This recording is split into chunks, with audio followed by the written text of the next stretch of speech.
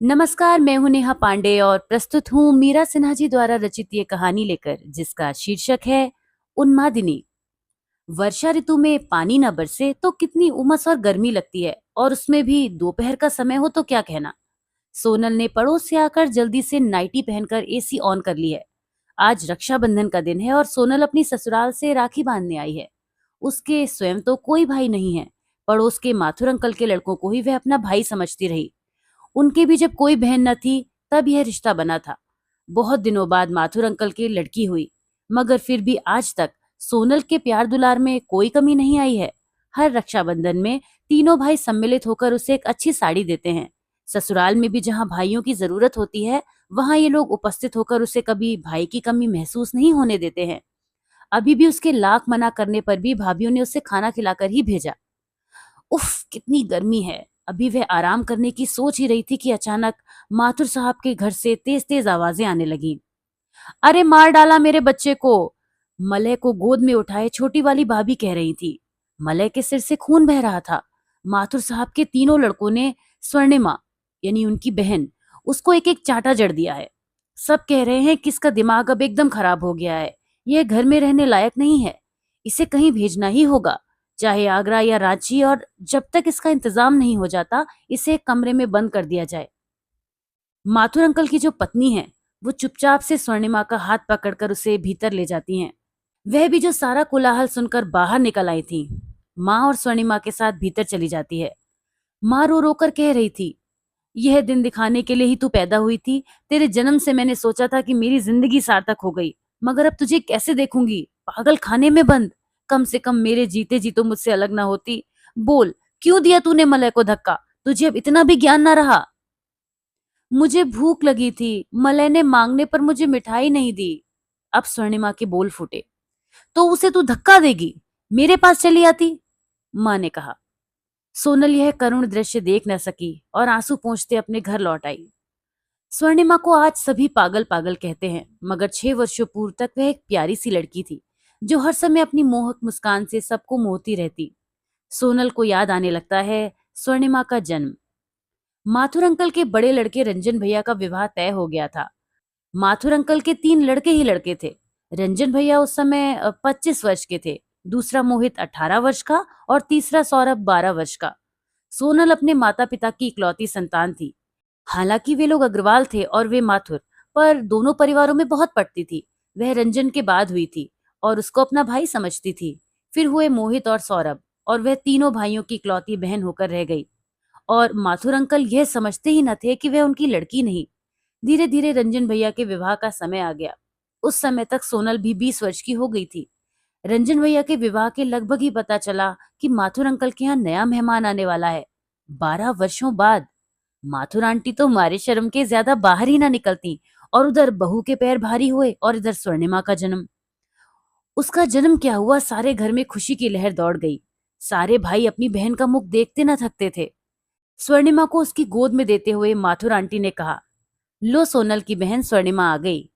कुछ दिनों बाद ही रंजन भैया की भी लड़की हुई, मगर उससे स्वर्णिमा के दुलार में कोई कमी नहीं आई। वह तो चहेती प्यारी बहन थी। बुआ भतीजी साथ साथ बड़ी होने लगी। उसकी शादी हो गई। वह जब जब मायके आती तो उसे स्वर्णिमा का समाचार मिलता। स्वर्णिमा के पास खिलौनों कपड़ों की कोई कमी ना रहती। वह खुद भी उसके लिए कोई अच्छा सा उपहार या कपड़ा अवश्य लाती थी। इन्हीं लाड प्यार में स्वर्णिमा 18 वर्ष की हो गई। अब वह बीए की छात्रा थी। माथुर अंकल रिटायर हो चुके थे। माथुर आंटी को अब स्वर्णिमा के ब्याह की चिंता होती थी। बात उठाने पर माथुर अंकल कहते, जल्दी क्या है? कई बार उनकी पत्नी ने बैंक में अलग से रुपए रखने की बात कही, मगर माथुर अंकल टाल गए। बोले, मेरे बेटों को बुरा लगेगा। मेरे बेटे तो हीरे हैं। और सच में उनके बेटे थे भी हीरे। तीनों की ही शादियां हो गई थी, मगर बहुएं सब सास ससुर का आदर करने वाली। बेटे भी सब आज्ञा पालक और अच्छी पोस्ट वाले। तीनों भाइयों और उनके बहुओं में भी आपस में बड़ा प्रेम था। उनका परिवार मोहल्ले का एक आदर्श परिवार था। अचानक माथुर अंकल की मृत्यु क्या हुई, परिवार का आधार स्तब्ध ढह गया। बहुओं के मन में अपनी अलग अलग गृहस्थी की इच्छा, जो अब तक संकोच की वजह से दबी थी, खुलकर सामने आ गई। फल वही हुआ जो आज तक होता आया है, संपत्ति का बंटवारा। सब कुछ बट गया। नहीं बटी तो केवल माँ और स्वर्णिम। फैसला यह हुआ कि तीनों भाई उन लोगों को बराबर से खर्चा देते रहेंगे। स्वर्णिमा के कोमल मन को इससे बड़ा आघात लगा। उसके शब्दकोश में तो अभी तक दुख नाम का शब्द ही न था, और अब परिचय भी हुआ तो अपने इस भीषण रूप में। आंटी ने सोचा वह स्वर्णिमा के हाथ जल्दी से पीले कर दे। इसके लिए उसने सब बेटों के द्वार खटखटाए, मगर सब हीला हवाली करने लगे। रंजन भैया कहते, मोहित सौरभ से क्यों नहीं कहती, मेरी तो खुद की ही बेटी बड़ी हो गई है। सौरभ कहता, माँ मुझे तो कोई अनुभव नहीं है, बड़े भैया सुलभा के साथ साथ स्वर्णिमा का भी रिश्ता खोजे। मोहित कहता, माँ अभी दुनियादारी के काम के लिए मैं बहुत छोटा हूँ। माँ सब बेटों से टका सा जवाब पाकर बहुत हताश हुई। रुपए पैसे भी पास में ना थे कि किसी रिश्तेदार की ही सहायता ले लेती, और फिर जब कोक जाए ही साथ न दे तो वह क्या करे। माँ दिन भर स्वर्णिमा के भविष्य को लेकर रोती रहती। स्वर्णिमा भी यह सब देखकर एकदम मुरझा गई थी। पड़ोस में रविंद्र नामक युवक कमरा किराए पर लेकर कंपटीशन की तैयारी कर रहा था। उससे स्वर्णिमा की हालत छुपी न थी। वह उससे सहानुभूति रखने लगा। वह सहानुभूति कब आकर्षण और कब प्यार में बदल गई, उन दोनों को पता ही न चला। स्वर्णिमा के तो जैसे सूखे जीवन में फिर से बाहर आ गई। वे दोनों लुक छिपकर मिलने लगे, एक दूसरे के साथ जीने मरने की भी कस्में खाने लगे। धीरे धीरे यह बात स्वर्णिमा के भाइयों को भी पता लग गई। उन्होंने जाकर रविंद्र को बहुत मारा पीटा। स्वर्णिमा को भी खूब लानत बरामद की। मिसेस माथुर ने इसका विरोध किया और कहा, रविंद्र अच्छा लड़का है, क्यों ना इससे शादी कर दो, तुम लोग ढूंढने की मेहनत से भी बच जाओगे और दान दहेज भी बच जाएगा। जो भाई स्वर्णिमा का विवाह ढूंढने जैसे नेक काम में एक मत ना हो सके, वे रविंद्र से विवाह न करने के बारे में एक मत थे, क्योंकि एक तो रविंद्र दूसरी जाति का, दूसरे यह प्रेम विवाह था। अतः तीनों एक साथ बोले, ये हम लोगों के जीते जी नहीं हो सकता, समाज में क्या मुंह दिखाएंगे, हमें भी अपने बच्चों का भविष्य देखना है। स्वर्णिमा का बाहर निकलना बंद कर दिया गया, पढ़ाई छुड़ा दी गई और रविंद्र से मिलने जुलने में सख्त पाबंदी लगा दी। रविंद्र बहुत परेशान रहता, पर क्या करे। अंत में उसने साहस करके एक छोटे बच्चे को पत्र लेकर स्वर्णिमा के पास भेजा। स्वर्णिमा का दुर्भाग्य, वह पत्र जब बच्चा लेकर पहुंचा तो रंजन भैया वहीं बैठे थे। बच्चे ने कहा, यह लीजिए रविंद्र भैया का पत्र, उन्होंने जवाब मांगा है। रंजन भैया ने पत्र तुरंत उसके हाथ से ले लिया और पढ़ने लगे। उसमें लिखा था, प्रिय स्वर्णिमा, जब हम लोगों ने साथ साथ रहने की कस्में खाई हैं, तो समाज से क्यों डरें? मिलने का उपाय बताओ, हम लोग कोर्ट मैरिज कर लेंगे। इस पत्र ने रंजन भैया के गुस्से में आग में घी का काम कर दिया। वे मुंह से तो कुछ न बोले, मगर तुरंत सौरभ और मोहित को बुलवाया और उनसे कहा, इस रविंद्र के बच्चे का अब दिमाग बहुत बढ़ गया है, इसे अब इस दुनिया में नहीं रहना है, सोचो इसे कैसे रास्ते से हटाया जाए। सौरभ बोला, कोई किराए का हत्यारा ढूंढ लिया जाए। मोहित बोला, इसमें खतरा है, बात खुल भी सकती है, सड़क पर रोज इतनी दुर्घटनाएं होती हैं, रविंद्र की मौत का कारण भी ऐसी ही कोई दुर्घटना होगी। स्वर्णिमा ने तीनों भाइयों के रो रो कर पैर पकड़ लिए और बोली, भैया अब मैं कभी रविंद्र से न मिलूंगी ना बात करूंगी, पर उसकी जान मत लीजिएगा, मेरी यही आपसे विनती है, अपनी छोटी बहन की इतनी बात मान लीजिए। भाइयों ने उससे रविंद्र से कभी न मिलने का वायदा लेकर कहा, अच्छा चलो, अगर तुम अपने वचन पर टिकी रही तो हम भी रविंद्र को कुछ न करेंगे।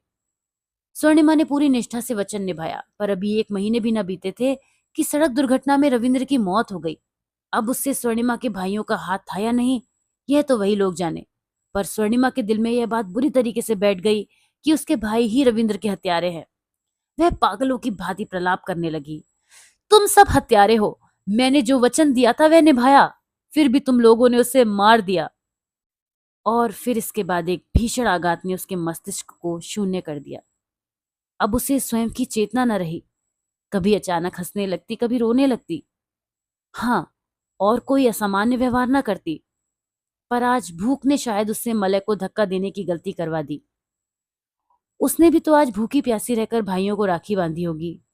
मुंह बोली बहन को तो भाई बड़े लोग प्यार से खाना खिलाते रहे, मगर उससे किसी ने खाने को पूछा तक नहीं। मस्तिष्क के किसी कोने में बसी चेतना ने ही उसे उत्तेजित कर दिया। सोनल के हाथ में कुछ नहीं है, मगर वे विधाता के खेल के बारे में सोच तो सकती है कि जो जीवन की अचानक एक अप्रत्याशित धारा पर मोड़ देती है। और विधाता की उसी खेल का शिकार है स्वर्णिमा, जिसने आज उसे उन्मादिनी बना दिया है। तो आप सुन रहे थे मीरा सिन्हा जी द्वारा रचित ये कहानी उन्मादिनी। कैसी लगी कमेंट्स में जरूर बताइएगा। और मैं नेहा पांडे मिलूंगी आपसे किसी और कहानी के साथ। तब तक के लिए नमस्कार।